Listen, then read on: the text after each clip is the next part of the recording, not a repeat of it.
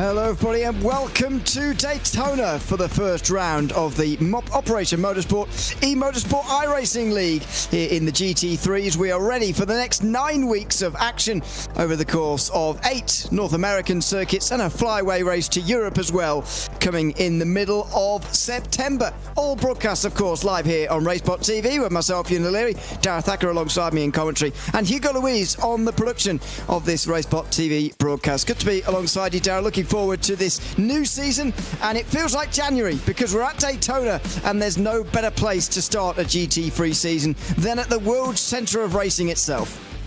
Yeah, it almost was like a fresh year, fresh start to motorsport, and at Daytona it's a great place to get our teeth into what should be a fantastic championship. Very particular circuit, of course, with the nature of the road course on the infield and then the oval. It means it's going to feel very different to any other track we have over the course over the rest of the season, but it's a nice looking calendar, lots of variation and a couple of interesting circuits I think the drivers are going to be a little bit wary of to round out the season. Yeah, absolutely. As I say, mostly based in North America, but we do have that flyaway race to the Red Bull Ring, which comes round 4 on the 16th of September. You say the end of the season. Road America, Mid-Ohio, Watkins Glen, Mosport, VIR. A couple of very twisty circuits towards the very, very end of the calendar, where hopefully we're going to have some intrigue towards the end of the season, as I'm sure we will do in season number 11. Let's just tell you, of course, a little bit about how this series works and how the various drivers that we've got this season are being classified in season 11. First of all, you've got the beneficiary class driver enrolled as an Operation Motorsport beneficiary. Those will be in the light green. The Pro Ben class drivers will be also enrolled as an Operation Motorsport beneficiary, but also meet the below Pro class requirements, which are in the blue. Beneficiaries who previously run Pro Ben will be grandfathered if the iRating or safety rating does not meet the requirement that you can see down towards the bottom of the screen. Those will be in the purple. The open class drivers are for any serving military member or veteran not enrolled as an Operation Motorsport beneficiary, any staff member, volunteer or supporter of Operation Motorsport, or other participants on a case-by-case basis as determined by the eMotorsports manager. Those will be in red, and the pros down the bottom in the light blue. They will be competition license holders, past or present, from IMSA, SRO, FEL or any other sanctioning body along a similar top class of motorsport. They have to have an iRacing A-class road license, an iRating of 1900 or higher, and a safety rating of 3.99 or higher as well. That will be for our pro class drivers here this season. So that's how it all works, and that's how we'll be looking at these various drivers and how they're classified across the course of the season. I've got to say, personally, I always very much enjoy having all the drivers split up into different classes. Effectively, Darragh, gives you 4 races in one race. The overall race battle should be interesting enough in itself, but we've got 4 classes to settle alongside that as well. As you can see, there's the class identification marker if you've forgotten, down the bottom left of your screen, and the different numbers are in the different colours correlating to those different classes, as you can see on your screen at the moment. So yeah, 4 races in one. You can't ask for much more.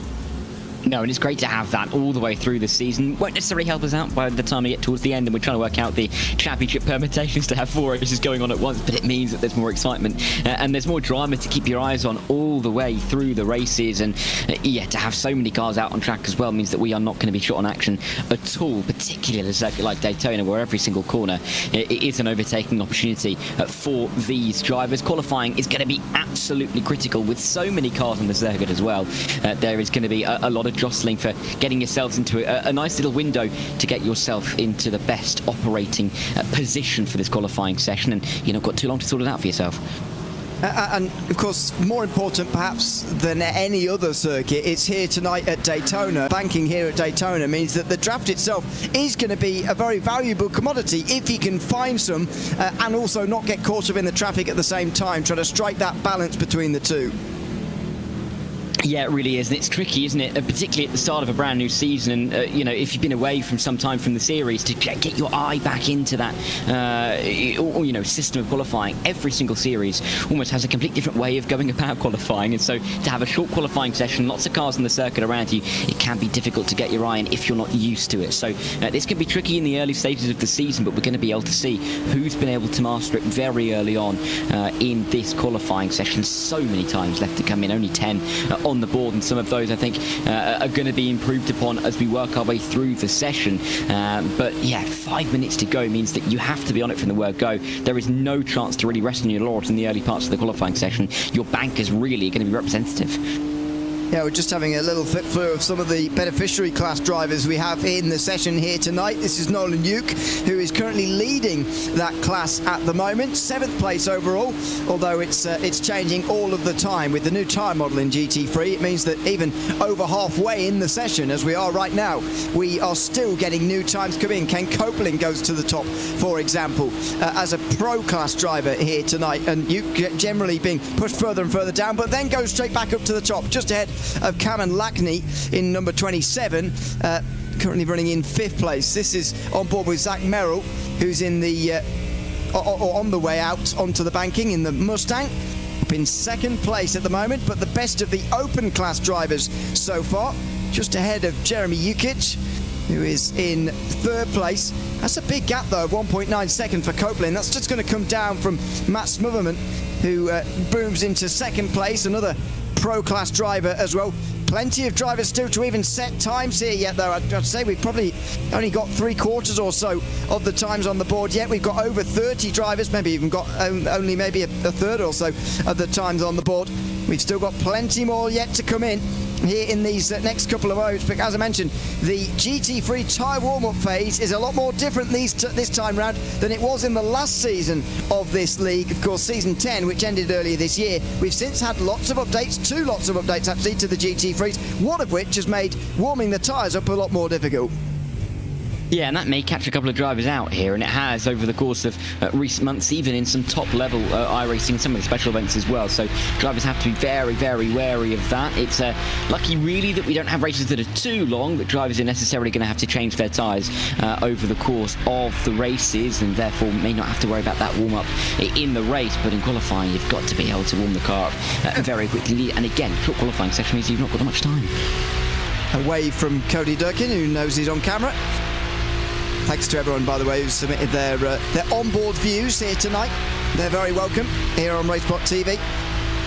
For any league, actually, not least this one, but yes, they're very welcome for this league as well. Cody Durkin, one of our beneficiary drivers, running in car 322 here tonight, running 27th at the moment in this session.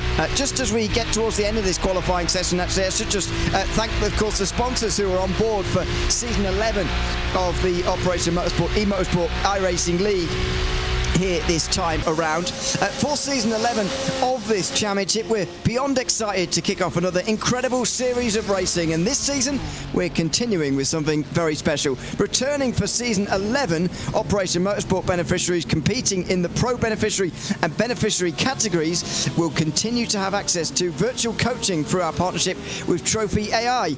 This ongoing collaboration helps these incredible competitors refine their skills and become even more competitive on the track, while also boosting their confidence off of it. This initiative is part of the eMotorsport diversionary therapy program, which fosters a thriving, supportive community for medically released service members, medically retired service members, and veterans with a service-connected disability, as recognised by the US Department of Veterans Affairs or Veterans Affairs Canada. It's a space where participants from active duty to veterans can train and race in an inclusive virtual environment. This season, we have 16 Operation Motorsport beneficiaries competing among a total grid of 52 drivers across the 4 classes, and we couldn't be prouder to have them on the grid. Let's show them some love, of course, as they continue to break barriers and redefine what's possible in the world of eMotorsport. A big thanks to Trophy AI for getting on board this season and supporting this project as it continues on into season 11 of this league. And as I mentioned, each round will be live on a Tuesday night here on Racesport TV, and we're very much excited to bring it to you here this season, starting at Daytona. Just over 30 seconds left of this qualifying sessions at the moment. Matt Smotherman moves to second, and stays second, I should say. Ken Copeland still holding the best time. And I don't know if you remember, Dara, but I'm pretty sure, or maybe, I'm not sure if it was us together, or maybe it was me with somebody else. We've definitely covered Ken Copeland on Racesport TV before. A very strong driver, expected to be up there towards the front. Yeah, particularly in this machinery as well, so no surprise to see him in a strong position. Maybe, impressive to see how commanding that is with that 6/10 advantage for the time being, but we'll see if anybody can close in on this, which will be their final run. Checkered flag is flying then at the end of this qualifying session. Can anybody catch Copeland? That's the real question, but of course we've got Dukic, who is leading the way in the open category as well. Ian Carney doing a good job in that pro bend category as well, so still other pole fights to look at, but Ken Copeland looking so strong. Here's a bit of draft for you. Haven't seen too much of that tonight, but the Mustangs come to the line. Kyle Shelton giving a bit of shelter to one of the Mustangs behind him there. Francisco Vega was probably just a bit outside of that draft, actually, as he came across the line there and did not improve. This is Justin Bessett, and the final times are going to be coming through now as Copeland goes even further out front. He's got just over 0.8 of a second over Mats Wimmerman by the looks of things. Bessett is not going to get any of the draft here, it doesn't look like, on the way towards the line. 13th at the moment for our open class driver. You can see that denoted by the red, or the pinkish red on the screen. 44.4 is the time. That'll be just over 2 seconds off of the pole time of Ken Copeland. Still a few drivers actually down towards the back who didn't get a time, 3 drivers, so we'll have 35 at the start of this race as Tyler Grunemet gets over the line in 4th. One of our pros, and front 4 rows all taken by pros. In fact, say that 5 now as Skylar Vickroy moves up into 4th place. So the pro drivers certainly showing themselves to be the strongest, as perhaps expected here tonight. But the gaps at the front are very, very large, and Copeland has absolutely distanced the rest of the field. If he can do this at the start of the race, he's going to have a lonely race, but perhaps a successful one as well, given the way that this qualifying session has gone. We'll see whether that was slipstream induced or whether he really has just got the speed here tonight. We will wait and see as we just move forward with the session, and 40 minutes are put onto the clock. The drivers will now grid up on the pit road, and we will have a look at the starting grid ready for this race. Ken Copeland is on the pole, 0.8 of a second in front of Mats Wimmerman. It's a big gap with Martin Wallace and Skylar Vickroy then on an all Porsche row 2. Tyler Grunemet's 5th ahead of Jeremy Jukic, who is next, the first of our open drivers on pole for that class. Andrew Cooper and Zach Merrill then are on row 4 ahead of Francisco Vega and Ian Carney, who's the first of our pro bend drivers running at the top 10. Nicholas Batista and Jacob Little are then on row 6. Justin Bassett and Kyle Shelton are then on row 7 ahead of Cameron Lackney, who has taken the beneficiary class pole just ahead of Louis Rios actually on row 8. They share row 8 ahead of Justin Wells and Tanner Masters on row 9. At 19th has gone to John Salado, with Nolan Uke then in 20th place. Rui Farina and Dave Bell will share row 11. Charles Botshell's 23rd ahead of Dan Fendick, who starts at 24th. Joshua O'Connor and Aaron Mack share row 13 of Jacob Merrill and Anthony Howard. John Hicks and Philip Chartier then round out the top 30.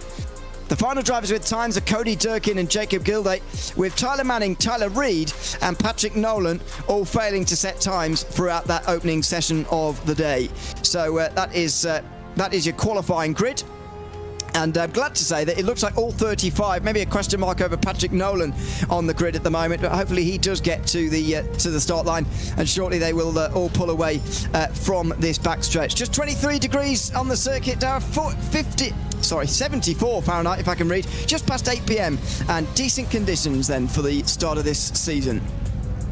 Yeah, great way to get us going, and really nice to be under the lights as well. Of course, we are just past 8 p.m. Eastern on the 26th of August. You know, in real time, we're just past 8 p.m. on the 26th of August in sim as well. So good to get that bit of synergy as we get the season going. But Daytona looks great under the lights, doesn't it? And this race is going to, I think, really sparkle to kick the season off. So many drivers, so many storylines as well that are going to be very prevalent as we work our way through this 9-round calendar. But, you know, if you're starting in a good position in any of these classes, it's such a good confidence boost to get off that line, get through the opening lap calmly and really cleanly, particularly at Daytona, where you can see quite a lot of action towards turn 1, towards the international horseshoe at turn number 4 as well. So this is going to be, I think, a bit of an interesting start, just to see who can settle themselves early on. A busy grid, lots of cars that'll be on the road. Don't want to get yourself caught up in a collision too early, and I think that's going to be what we're going to be seeing from a lot of the drivers in the early stages.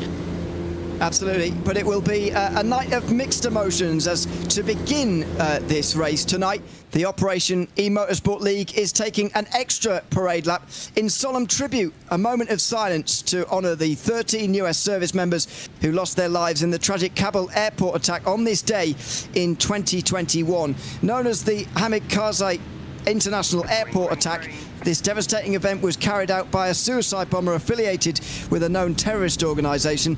The explosion claimed the lives of 13 brave US service members and at least 170 Afghan civilians, marking one of the deadliest days of US presence in Afghanistan. This evening's moment of silence is a time for reflection, to honour and remember the fallen, to recognise the immense sacrifice made that day and to ensure that their service is never forgotten. We'll now fall silent on this parade lap as well and honour those on that day 4 years ago today.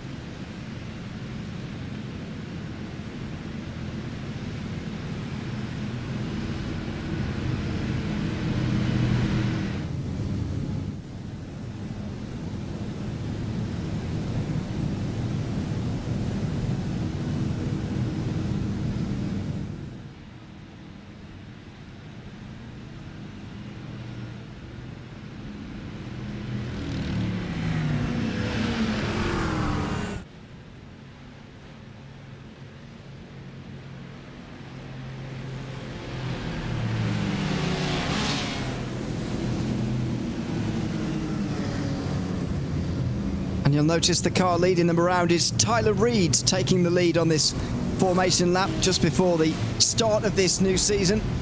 He's running an American flag themed livery with Gold Star on the roof, paying tribute to the Gold Star families who have lost a soldier. I say very mixed emotions tonight. A solemn start to the evening with that parade lap. But of course the start of a new season as well here at the Operation eMotorsport iRacing League. As Tyler Reid just pulls his way to the start line now, flashing his lights as they come up towards the line for the very first time. He now pulls into the pit lane and the season is ready to get going. Season 11 of the Operation eMotorsport iRacing League here from Daytona, set to get underway. The green flag waves as they cross the start-finish line for the very first time, and the leaders, Copeland and Smotherman, in towards turn one, side to side at Daytona. Just in behind, Martin Wallace slipped through into third ahead of Skylar Vickroy, with Charlie Guillemet then in fourth position, or battling away I should say, with Vickroy for that fourth place as they come through the first sector for the very first time. Jeremy Ukic seems to have found himself off the circuit through the chicane. He's maybe even found himself on the other side of the road, actually cutting across the grass, but at least for the pro leaders, the top five, they've all gotten away to a very clean start to this new season. Yeah, it was a rear-end loss for Jukic. I'm not too sure exactly why. Through 2 and 3, which is why he's right at the back of the field. A couple of drivers going wide as well out the international horseshoe. It was very tentative, wasn't it, from Ken Copeland to get down in towards turn 1. Left it very, very late to start the race. You thought maybe the likes of Wallace Vickery could maybe get a jump down in towards the opening corner, but as it is, they stay relatively where they started. Maybe an inside line now for Vickery if he can find it on Martin Wallace, going a little bit high and wide, and that should be the 28 to P3 now as they make their way down towards the bus stop for the opening time in this race. That might have been Ian Carney who was getting back underway on the banking there on the bottom of your screen, by the way. Unsure. We'll have some replays from the first lap in a moment. Side by side between the two Porsches, and Skylar Vickery just get up to third place ahead of Martin Wallace. Then you've got Tyler Guillemette in fifth position. Cooper just over a second behind. First of our open class drivers. They'll be fighting for a class win, of course, later on tonight between themselves, it looks like, because the top five are breaking away already into that famous Daytona slipstream on the high banks. Oh, and there's already a couple of drivers having some difficulties as they make their way in towards that bus stop chicane right at the back of the field, but you can still see towards the front it's such a conglomeration of cars up in towards the opening corner, going high, going low, difficult to really judge as all the cars bounce around each other, but Tenor Masters trying to keep behind absolutely everybody. Wide line he's taking. We see a lot of eSport drivers try and do that themselves. Farina getting involved in this as well, but there's a couple of cars around as well. It's not going to help you out. Cooper, Andrew Cooper and Jacob Little, that was through turn 1. There's Cooper on the outside, and that'll be Little. Oh, careful rejoining in front of the Mustang, and one of the Acuras has to take to the grass just to avoid as well there. We've had a couple of spinners, unfortunately, on this opening lap, but little damage. John Hicks is down on pit lane at the moment. Unsure quite why for the moment. Seems, well, maybe he didn't even take the start. Not sure. There's a spin as well. Further down the field, that's Louis Rios, I think. And John Hicks, there you go, meatball, that explains that. Rios goes for a spin. Meanwhile, at the West Horseshoe, I mentioned that, you know, this is difficult on cold tyres, these GT3s nowadays. And, yeah, again, super difficult. We're going to see this all season long, I suspect. It's not just going to be a Daytona thing. Cold tyres, GT3s, it's very difficult. Yeah, and of course those tyres cool down quite a lot more than they will do over the rest of the season before the start of this race. So I think a lot of the drivers having to do even more warm-up, and this isn't exactly a track where you can do a lot of that warm-up. So much time spent at full throttle and not really too much time to put too much load into those tyres, into the heavy braking zones, into some high-speed corners. So yeah, not easy to get these tyres up to temperature, and still drivers struggling as they work their way through the bus stop chicane once again. Nearly 3 wide as they work their way onto the banking once again. Dear, oh dear, you don't see this very often straight out of the bus stop chicane, but immediately 3 wide coming out of the corners. The Mustang will just pull in. That's Rios, of course, just pull in behind and try and get the slipstream here. Meanwhile, Copeland's under pressure from Smotherman for the lead of the race. The side contact, oh my word, you don't want that at almost terminal velocity coming down towards turn number 1 there. Side-to-side contact between the two of them, and they just about get away with it. My word, that was really close to disaster there as the Corvette runs right round the outside all over again here. They're still side by side. Finally, they sort it out just in front. That Joshua O'Connor takes the place, and then just in front of us, Aaron Mack in the Corvette just ahead. Actually slipping through on Rios there is going to be Tyler Manning in the open class. He slipped through in the McLaren, and maybe he's going to slip through on maybe a class driver, fellow class driver now. Not quite on the outside in time for the kink there, but down the inside the West Horseshoe, never mind. Manning looking like he's maybe a bit further down than his pace suggests he should be in these first 10 minutes. Yeah, really aggressive move and effectively done as well to the inside line. Difficult to get it stopped there with the car on the outside, but there was racing room left by both, and it looks like Manning's going to try and come through on Josh O'Connor very quickly indeed. Can he get that inside line? Not quite. We've seen a couple of drivers just been able to sneak to the inside on the way onto the banking, but he won't be making the move down to the bus stop. I would suspect he have to be pretty much ahead to have any confidence in making that move stick, so may have to wait until turn number 1 once again. The difficulty he will find if he can get through soon, though, is there's a 3-second gap up to Ian Carney, and it's difficult to bridge some of those gaps, particularly at Daytona when slipstream, and being in that slipstream is so critical. And the front 5 are all still there. Copeland, Smotherman, Vickery, Wallace and Guillemette. And these two are starting to fall off the back. It's not because they're fighting, but they are going to start to lose it if they do. Inside line for Wallace, and he'll keep the place for now. But that's almost a warning shot from Guillemette there, saying, you know, you've got to speed up, otherwise we're going to lose the front group as Joshua O'Connor comes to the pit lane.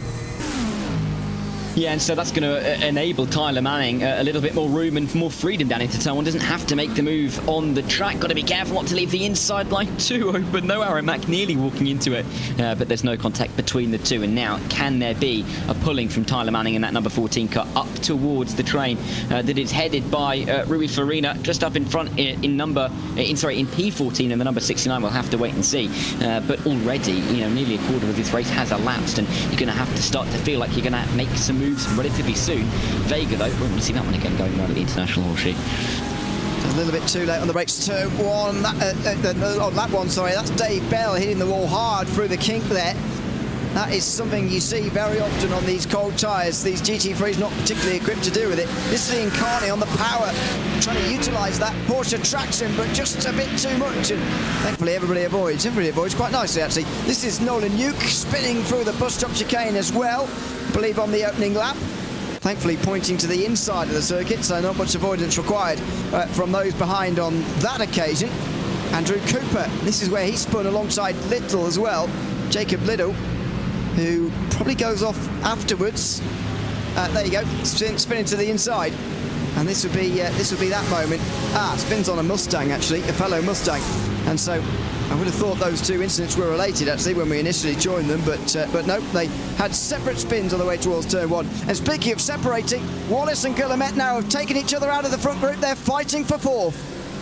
Yeah, inside line now for Wallace. Can he control it down in towards the International Horseshoe? Guillemette surely going to come back up the inside, and he does, braking as late as he possibly can. But there is space left there by Martin Wallace. Who can get the power out of the corner the best, though? Who can get those tyres into the best window for that heavy traction zones? And it's going to be Martin Wallace, just about going to get through the dogleg in front. But let's see, can he get in towards the Western Horseshoe? He defends that inside line. He knows that Guillemette almost certainly is going to try and find the inside lines, find the late dives. But Wallace covering that off for the time being. The difficulty of doing that, though, is that you consistently then lose time to the cars in front, and that gap, I should say, was already ballooned to just over 2 seconds to Skyler Vicroy.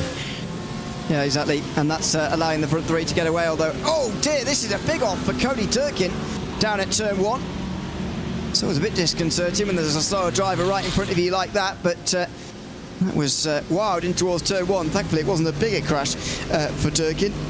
Now this is Smotherman and Vicroy, and now they've lost the draft of Ken Copeland, so for the and that was side by side behind as well. For the first 10 minutes or so, the front group very much stayed together, but it's split apart now, and Guillemette has lost a lot of time. That was side by side through the bus stop chicane, and very much came off second best there.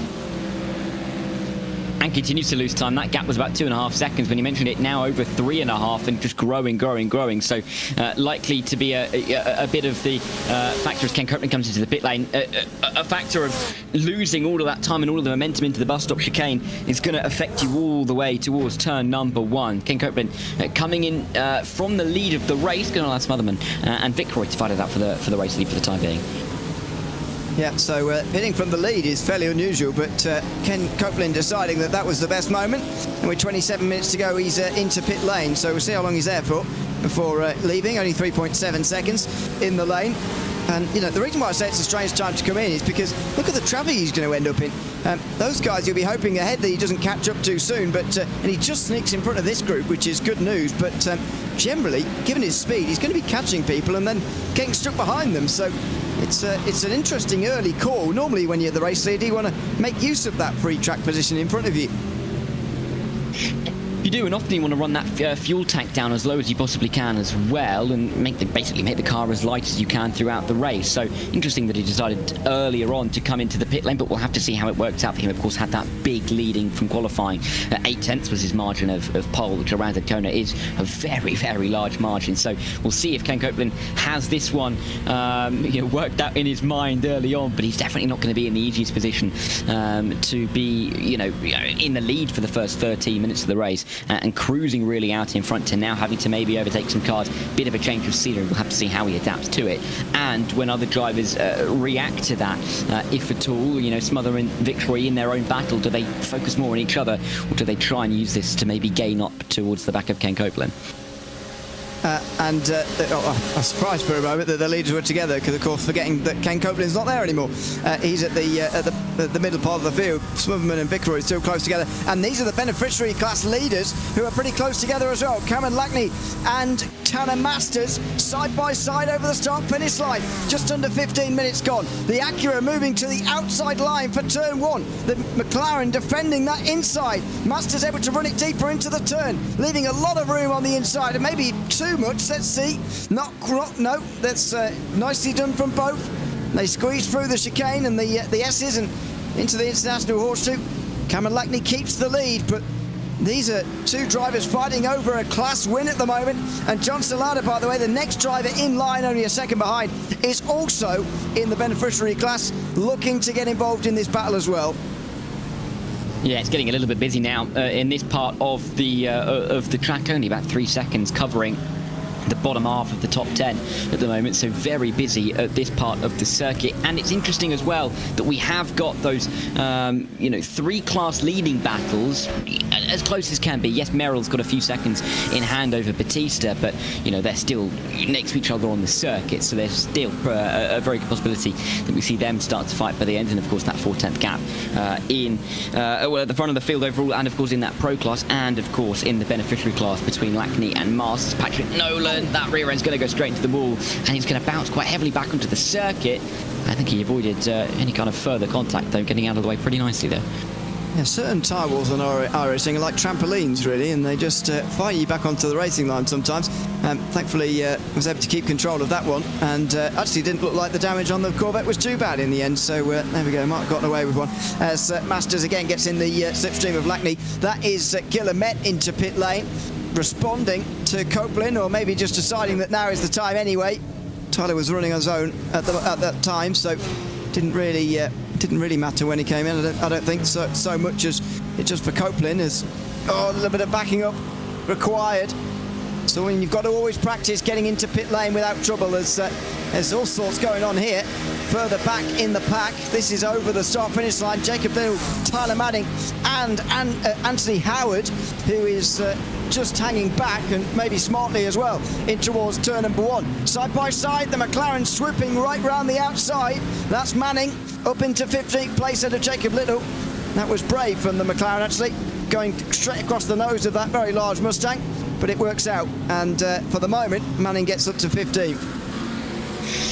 Yeah, we'll see how that works out as we work our way throughout, the rest of this race. Not quite at the half race distance overall. I think in the end we started, the green flag flew for the first time at about the 36-minute mark, so it'll be even further than the 20-minute mark than when we get to half race distance. But there are some really, really exciting battles brewing up across the circuit. Lackney and Masters actually within a tenth of a second now, and there could be an overtake for P7 and 8 in the not too distant future as they bump draft their way nearly down in towards the bus stop chicane. Masters not really taking the optimal line through there, but Lackney is still going to be under a lot of pressure come the exit. And look at how close they are. You can see Masters nearly pushing Lackney off of the corner, and often you see that gain all the way around the banking towards turn 1.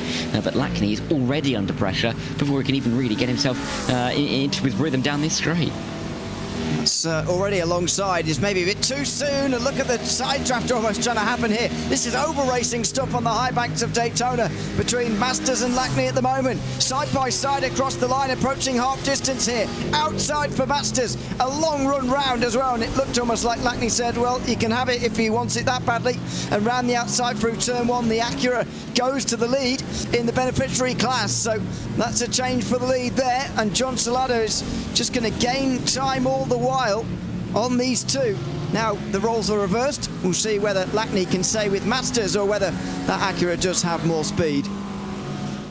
Yeah, Masters there, you could just see the confidence around the outside. Yes, he took a wider line and he nearly ran wide to the exit of turn 1, but you could just see the amount of control he had in the car, and was really quite set on how much speed he can carry through the middle of the corner. Lackney maybe a little bit wary of how that outside line was going to work, and Masters in the end a little bit easier for himself than he maybe expected. Can he pull away? Can Lackney stay in this slipstream? It looks very much like the latter is going to be the case, but are they then going to start to drag along John Salada, who is just just about creeping into the back of this battle, into the frame.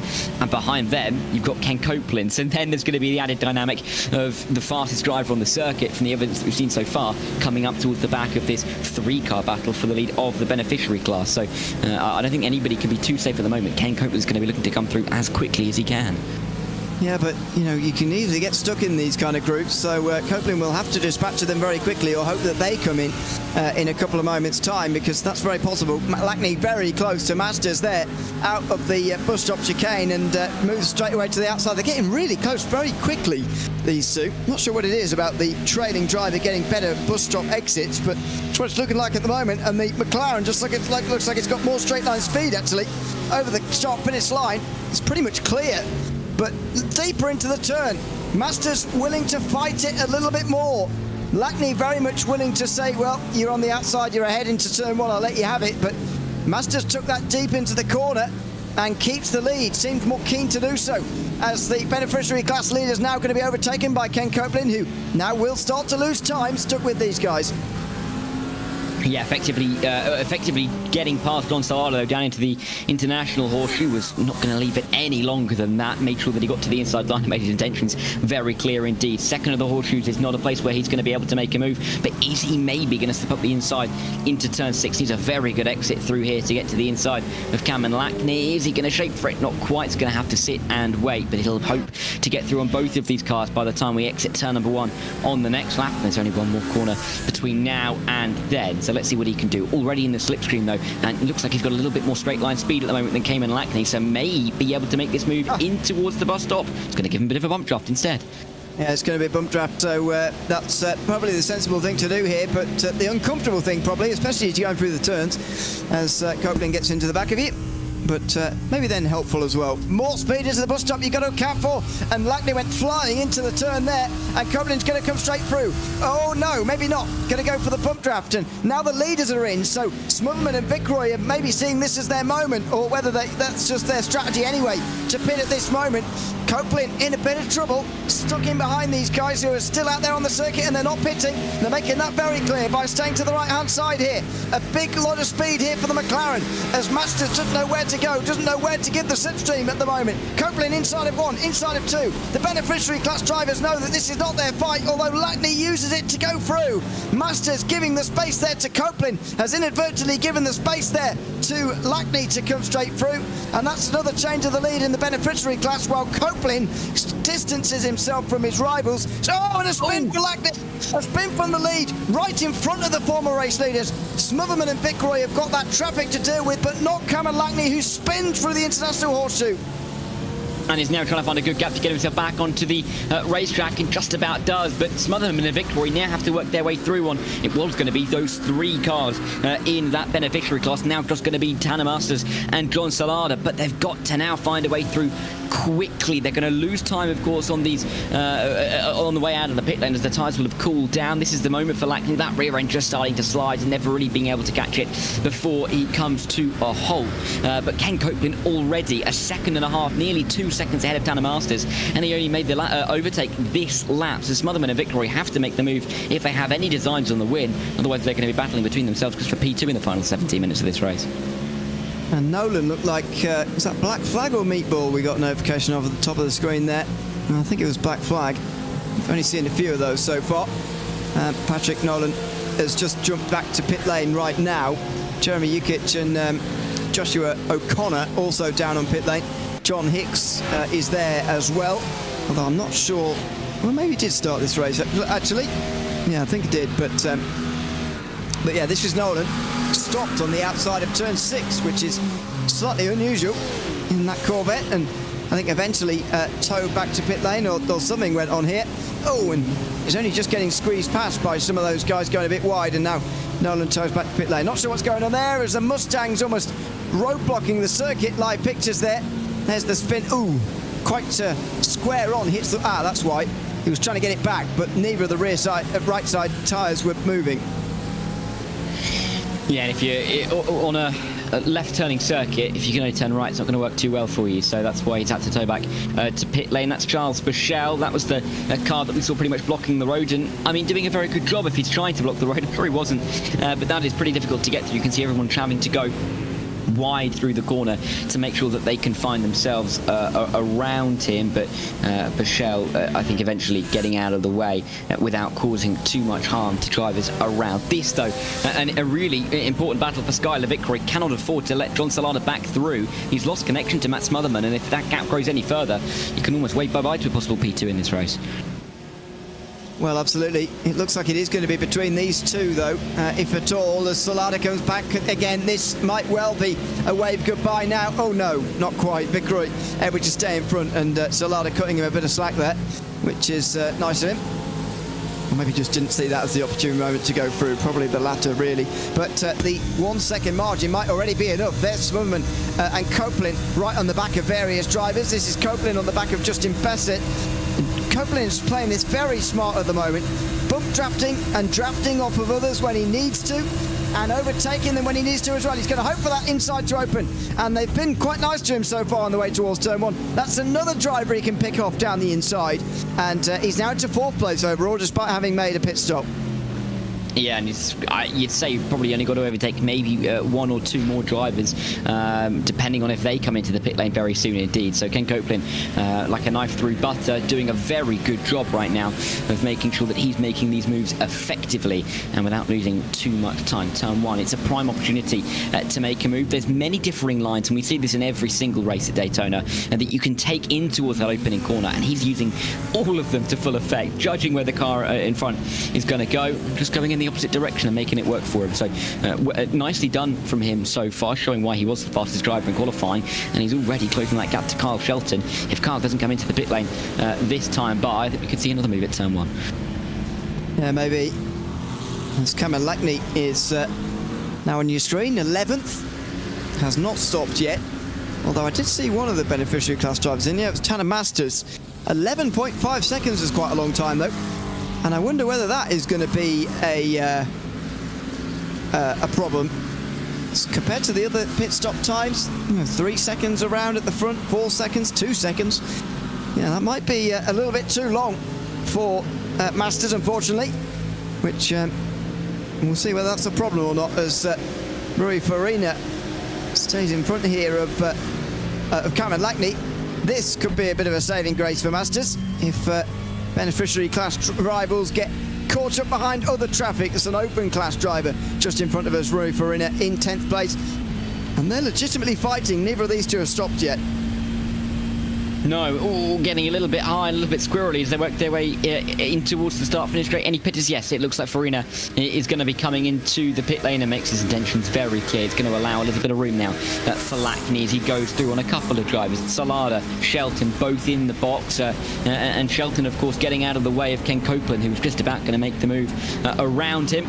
It means that Ken Copeland doesn't have to worry about any kind of funny braking in towards turn number 1. He can now go after Zach Merrill. But these pit stops that are coming through, we've had most of the field make a pit stop in this race. We've got about, I think 10 or 12 who are yet to come down pit lane, including Martin Wallace, including Zach Merrill. How they're going to blend, that's going to be really interesting indeed, because of course Justin Bassett as well not coming to the pit lane yet, neither has Francisco Vega. The leading driver in that open class that has come down pit lane is Nicolas Batista. Let's see how that pans out. As Farina back out onto the circuit again, just in behind at the moment, Andrew Cooper. This is quite a group, by the way, from Ian Carney, who's in 16th place right the way back, and goes further down than this. You can see a bit of lap traffic involved there as well. We've got 24 of the 32 still running, actually on the lead lap at the moment, so that's quite a few lap cars, including Patrick Nolan, who's back out there onto the circuit again, 8 laps down. Good to see every driver who's starting this race hopefully get to the finish, although unfortunately reality means that that may not be possible. As Cameron Lackney stays in front of Kyler Guillemette through the bus stop chicane. Now we are missing Martin Wallace. Sorry, I thought we were missing Martin Wallace completely, but he's not stopped yet, of course. That's why he's still up there, and he's missing from our other 5. Guillemette is the 5th of the 5 from the pro class, and we'll get easily through on Cameron Lackney because that beneficiary class leader is coming in, and we'll see whether this pit stop from Masters is too long or whether Lackney's going to enjoy a very large lead in a moment.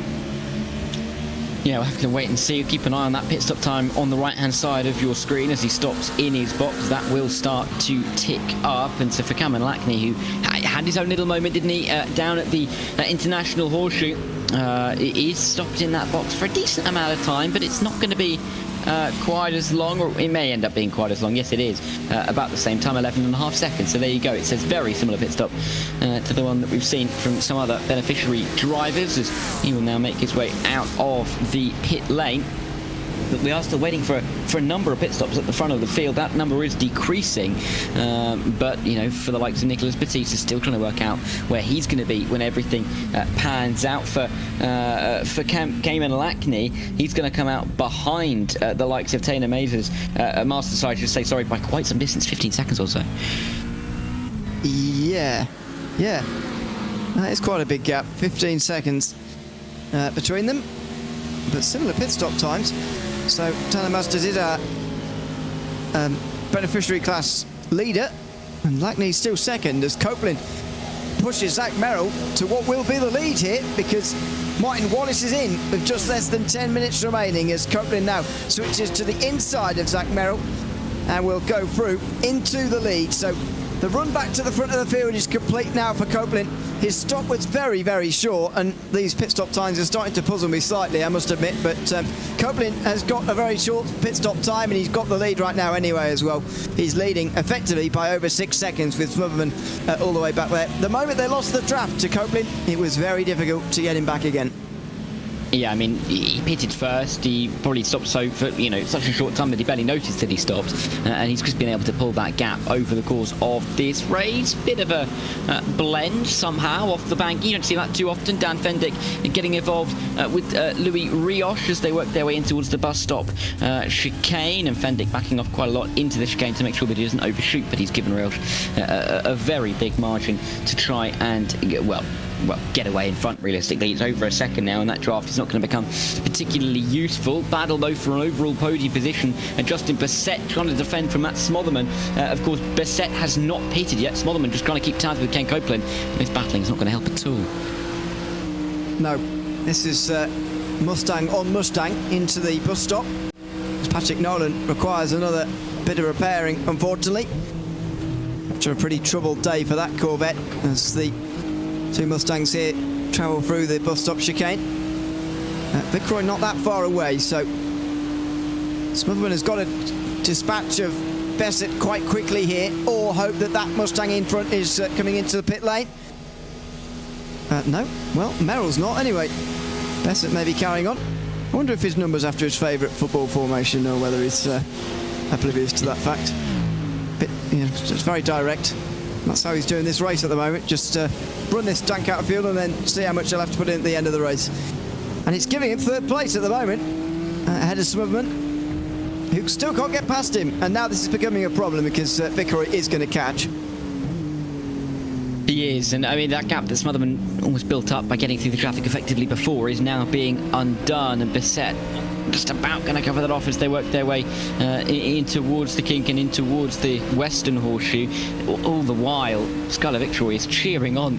Oh, Bassett at the moment, big dive to the inside. That was very late. I don't think anybody saw that coming, maybe even Smotherman with how late he broke there, but he's got the move done, and no matter how you do it, if it's clean, it's going to work, and for the 84, he's up to P3. Oh, it nearly wasn't. Nearly went straight into the back of the Mustang in front there, Smotherman, and dear oh dear, that was close. Meanwhile, Viceroy will not quite get through. Smotherman is through easily in the end, but Bassett now pulls in front of Skylar Viceroy, who's got to make this place as quickly, I would say, as what Smotherman did in the now third place. But won't be able to. Now there's that traffic in front here as well, which could make things a little bit difficult coming into the chicane itself. 4 in a row. Oh, and a bit wide from Bassett there. Again, Viceroy might have the situation of being almost too close. No, not necessarily. Out of the bus stop chicane. Might have just timed this right, actually. Coming out of the corner, and now on the way to the first corner again. The lap car will pull out the way, but it might provide a bit of slipstream. Yeah, it will. To Bassett here, who just pulled in to get a little bit more there as that car gets a bit closer. not lifting off on the straight, so going to make these guys work for it in towards turn 1, brake a bit early, and there you go, they all slip through down the inside, but that's not good news for Viceroy, who can't get past here. And we know the Porsche versus Mustang straight line speeds are not in favour of the car we're riding on board with at the moment. No, and for American viewers who maybe don't know their soccer references, the irony here is a 4-4-2 in soccer can be very defensive, and when attacking can be very direct. And the irony here is that Bessette is in a very defensive posture, and it's working at the moment. Viceroy can't find his way through and can't quite get his nose into the places that can be effective in making the move. He's too far back to try the same move that Smotherman made into the Western Horseshoe this time by, and the fact that Smotherman hasn't escaped up the road means that Bessette is close enough to get a helping dose of that slipstream, and with the deficit in the straight line speed that Viceroy may be feeling as well, it is just a recipe for disaster at the moment in terms of him trying to find a way through. Wide onto the banking though for Justin Bessette. It's not going to give Viceroy any kind of hope though, and you can just see him eking away up in front of the 28, and it's so demoralising, isn't it really, when you know that you have to make the move past the driver in front when the opportunities aren't presenting themselves when you need them to, and then you're losing time on the straights. It's not a whole lot that Skyler can do right now. You are right, by the way. I probably should have said soccer. As he just goes wide through the bus stop, and that'll be a slowdown. Bessette will lose the place to Viceroy fairly comfortably. So you get it all here, all the sports. That'll be a slowdown, I would imagine, for Bessette. Well, maybe not. It's jumped straight across the bus stop chicane there, and I would have thought that oh dear, in contact almost. Absolutely door to door, those two. And again, the Porsche is no match for the Mustang in a straight line, and that is proving to be a real problem for Skyler Viceroy now. Outside line, it's so frustrating. It must be for Viceroy. Thankfully, Tyler Guillemette is a long way behind, and the likelihood of losing the Pro Class and likely overall podium is very low, but must be frustrating. Now has to put that behind as down the inside goes Viceroy into the International Horseshoe. Surely can get clear now. Good on the tracks in this Porsche, although lacking for top speed. Outside into the kink, finally gets it done and is on the podium. Yeah, but he's lost that time to Matt Smotherman. That's going to be what's going to frustrate him. 2 seconds is the gap up to the 84, and you'd say it's going to be very difficult to see him gaining that back from here with only less than a handful of laps to go in this race. For Justin Bessette as well, not coming to the pit lane just yet. If he's going to come in, it's going to be the splashiest of splashes and dashes, quite frankly, with only a couple of laps that have to make sure that he can get the car through side by side there as they cross the start-finish line. This is Tyler Manning trying to get through on Dustin Wells, same class, and right around the outside. Can Manning get this one done? Oh no, he can't. A little bit trigger happy on that throttle. Oh dear. That's Farina Batista going through, and we'll now find a gap. Oh, get turned. Dear me, the turning circle's not very good on a GT3, as we know.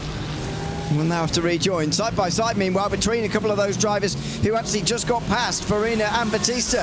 So in towards the kick they go, and Farina is ahead, but not maybe for long. Batista looking down the inside, but no, can't get through there. One of our open class drivers, of course. Justin Bessette still leading that class, but it's likely to be Zach Merrill who leads once Bessette comes in. Although, having said that, 2.5 minutes to go. It's this stage in the race where we start to doubt ourselves whether he's actually going to pit at all. I'd imagine he will, but he's leaving it late. Well, I mean, Nicholas Batista was leading the open class, of course, after making his initial pit stop, but now he's made 2, so maybe he's taken Justin Bessett's pit stop for him. Who knows, really? But he has dropped back in the order somewhat. Masters just trying to keep himself clear of this battle, which involves Francisco Vega, because he is leading in his beneficiary class. Doesn't really need to be making the moves for P9 overall, because he's still going to be picking up the good positions for his class victory regardless, but can't hurt to find a way through. I think he'll know that it's not worth necessarily pushing too hard and forcing the car through here. These guys have 2 more laps to go. Ken Copeland's not a million miles away from starting what will be the final lap of the race, but with these guys 50 seconds back, they have got this lap and the one more to complete before they see the checkered flag. So Masters has time to get this move done. Thought for a moment he's going to go down the inside. He might go down to the inside in towards the Western Horseshoe. Vega very defensive into that corner. Yeah, this is for 4th place in the class, the open class, and this is a better run for Masters out of the corner. Looking, not going through though. A beneficiary class leader, of course, Tanner Masters, and this is looking like a race-winning drive at the moment. We haven't spoken too much about the pro beneficiary class actually so far today, but Ian Carney, despite his spin on the opening lap of the race, is leading this class by some distance as well compared to the others. It's a very good drive indeed from him so far this afternoon. And there he is. Haven't seen too much of him, but for 4 Wide Motorsport, he's out front and about to see the white flag, because as you say, Ken Copeland is on the last lap now. In fact, he's just coming towards the end of the first sector for this last lap as well. This is a real marker being put down to the rest of the field to see this season whether he can be caught. Is this just a Daytona thing, or is he going to be exceptionally difficult to catch throughout the remainder of this season? I have a feeling it could be a difficult season for catching Ken Copeland. It is, but of course he pitted very early. We wondered if that was going to be the right call. In the end, it's materialised that it was exactly the right thing to do. For Justin Bissett, though, he still has not pit and will not pit over the course of this race unless he dives into pit lane on the run up to the line.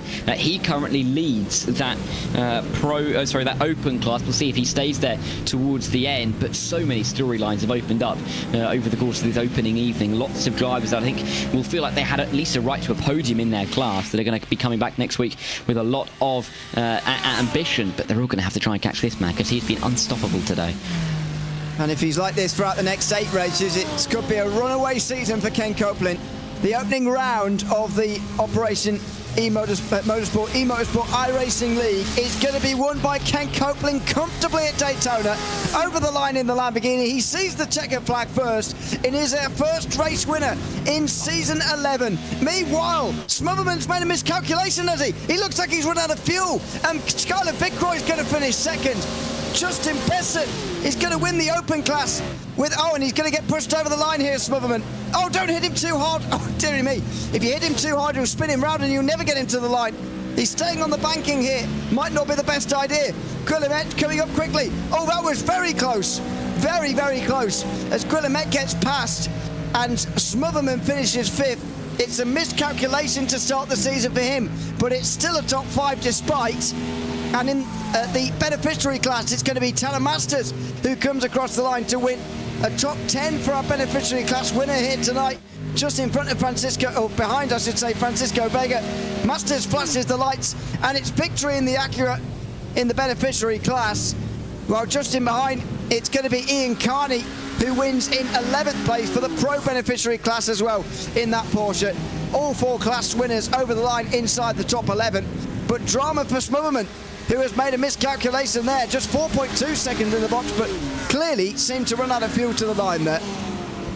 Yeah, so a miscalculation that is going to cost him just about P3, I should say, in class. And Guillemette probably can't believe his luck, really. He was very quiet in that second half of the race, wasn't really able to catch up to the cars in front, but handed a podium position in class on a plate. Interesting to see what happens with Justin Bissett, because of course his first pit stop was only half completed as he crossed the line. We'll have to work out what is said about that after the race, but either way, he drove brilliantly to get it all the way to the end. Zach Merrill was very quietly in P2 because he was a long way behind and a long way in front of P3, but what a drive from Ken Copeland. Doesn't have to worry about any of those permutations. He just drove away from the rest of the field.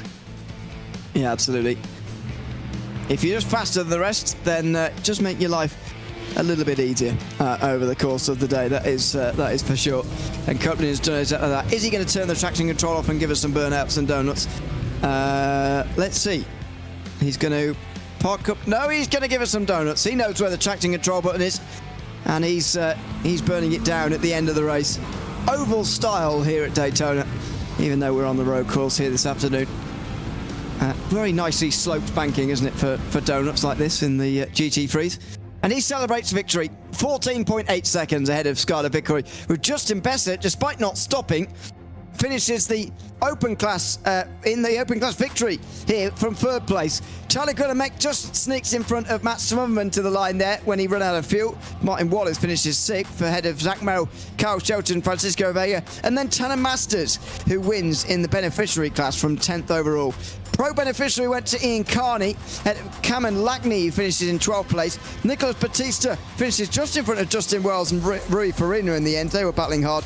John Saller finishes 16th ahead of Tyler Manning, sees off Andrew Cooper. Louis Rios and Aaron Mack then round out the top 20. Dan Fendick and Nolan Uke round out those on the lead lap. Tyler Reid and Jacob Little and Cody Durkin will finish one down. Jacob Merrill, Jacob Gilday, Charles Bosho, Dave Bell and Philippe Chartier round out the top 30.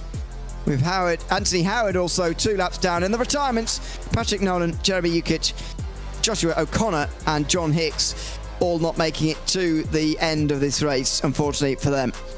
Well, a dramatic end to the race and some puzzling moments throughout, I've got to say. 2 drivers in the end actually not stopping at all, because Dan Fendick didn't come in to the pit lane either. Justin Bessett staying out there and winning the Open class nevertheless. But yeah, a couple of puzzlers there, but nothing puzzling about Ken Copeland's performance. Absolutely formidable. And when you see somebody win by that amount of margin, you do wonder for the rest of the season, how is everybody else going to deal with him here, and how are they going to beat him this season? And just kind of hold up that qualifying margin of 8/10 that we saw. We didn't necessarily know whether that was, slipstream aided or whether he had a little bit of help over the course of the lap, but you'd feel like not after seeing the evidence of the rest of the race. To have a margin of 12 seconds to break away from the train and just to build that gap lap after lap, and there's no guarantee that he was pushing right to the end, because why would you, in that kind of position, why would you risk losing the rear end of the car? But Ken Copeland, very, very wily customer, and I mean, the wrong stuff is written on the car, but he did all the right things tonight, and he's put himself into a fantastic position, and he's going to be feeling pretty good, I'd say, after one race of this championship. Let's have a chat to some of the drivers from the opening round of the season then, shall we? Starting with Tanner Masters, who has won the opening race of the season in the beneficiary class. Tanner, welcome in. Good to have you with us, and congratulations on winning the beneficiary class in this opening round of the season 11 of the championship. Let's talk about the race first of all a little bit, and about that pit stop phase, because there was so much going on through so many of the different classes. What was your strategy at the start of the day? How did it evolve over the course of the 40 minutes? Yeah, so first and foremost, thanks for having me back, guys. It's always nice to come back to a new season.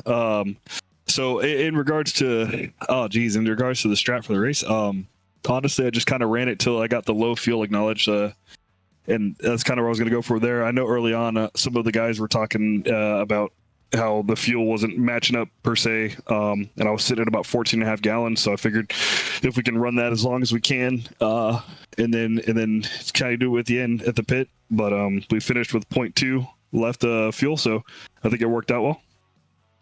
You weren't the only one very low on fuel, actually. We did see one driver run out towards the line as well, so it was certainly cutting it fine for a lot of drivers. What are your aims throughout this season for season 11? But by the sounds of it, you have been here in seasons past, and what are you hoping for from this new season? Just the same stuff I've always been looking for every season. That good camaraderie that we've all grown to love and appreciate between the guys, as well as as the seasons have gone on, we've gotten a little bit of argy-bargy between some of the boys, getting those elbows out, and so I like that mix. I like that mix of camaraderie and brotherhood, but we also get to fight a little bit. So I'm looking to do that the whole rest of the season with pretty much everybody on the field. We look forward to it over the course of the next 8 weeks. Tanner, thanks for coming to chat to us tonight, and congratulations on the beneficiary class win here as well. Thank you, guys. Have a good night. Thanks very much. That is Tanner Masters, the winner from the beneficiary class here tonight from Daytona in the opening round of our season. We are going to hope to chat to a couple of the other drivers in a second. Louis Rios, next of all, who has come to join us. Louis, welcome in. Good to have you with us as well. 19th place overall finish for you today, of course, in the beneficiary class as well in that division. How did your race go overall tonight? I had a couple mistakes there early on and midway through, so definitely a lot to clean up in my race there. So I guess I'm kind of just fortunate to end up on podium this race. How is this sort of, or has that rather surprised you, especially early on in the race here today? We saw a lot of people spinning around. We know that since the last time we had a season, of course, since season 10 ended, lots of changes have gone through the iRacing system to these GT3 cars. Was it something you were expecting, or did it catch you and maybe some others off guard at the start tonight? I think it's something that I was expecting, but I'm just still a little disappointed that I fell into that trap, I guess, because I have been racing the Mustang a bit here to kind of prepare for the season. So I should have expected a little bit more than that. Well, hopefully we'll see you again next week and in the future weeks, of course, and having a good time with things. Laguna Seca starting 7 days' time. But for now, Louis, thanks for chatting to us, and congrats on your run tonight again. All right, thanks, you guys. Take care. Thanks very much. That is Louis Rios in the 19th place overall finishing place, one of our beneficiary class drivers here tonight from opening round of the Operation Motorsport eMotorsport iRacing League here from Daytona. And that's just about going to do it for us here on Racesport TV. We'll be back in 7 days for the 2nd of September. That is our Laguna Seca round 2 of season 11. Very much hope you can join us then from 8 p.m. Eastern time. We'll be live, of course. Myself, Dara, will be with you on the call for that broadcast, and indeed throughout the next 8 weeks, because we're here with you until the 21st of October, where we're racing all the way through in these GT3s. For now, though, that's just about it from us here at Daytona. I've been Ewan O'Leary alongside Dara Thacker and Hugo Luis behind the cameras. Until we see you in 7 days for that second round at Laguna Seca, it's goodbye for now.